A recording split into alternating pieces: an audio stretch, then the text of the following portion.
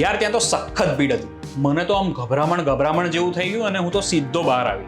આપણે બધાએ આપણી લાઈફમાં ક્યારેક ને ક્યારેક આવો અનુભવ તો કર્યો જ હશે, પણ માની લો કે આ જ અનુભવ તમને નજીવી ભીડમાં કે લિફ્ટ અને ભોંયરા જેવી નોર્મલ સિચ્યુએશનમાં પણ થવા માંડે તો. હાય, હું છું doctor Harshil Chauhan, consultant psychiatrist and sexologist at Solar hospital. લાઈફમાં ગભરામણના એકાદ બે અનુભવ તો આપણે સૌએ કર્યા હશે, પણ માની લો કે આ ગભરામણની સાથે સાથે તમને હાર્ટબીટ ફાસ્ટ થઈ જાય છે, તમને પરસેવો છૂટી જાય છે, તમને શ્વાસ લેવામાં તકલીફનો અનુભવ થાય છે ને તમને શરીરમાં ધ્રુજારી વળે છે. આ સિમ્ટમ્સ તમને બસમાં, ટ્રેનમાં, લિફ્ટમાં કે કોઈ સોશિયલ ગેધરિંગ જેવી નોર્મલ સિચ્યુએશનમાં અનુભવાય છે. માની લો કે ઘરમાં પણ આવું વારંવાર થાય છે અને આટલી બધી તકલીફ થયા પછી પણ તમારા બધા રિપોર્ટ્સ નોર્મલ આવે છે. યસ, આ જ બીમારીનું નામ છે પેનિક ડિસઓર્ડર.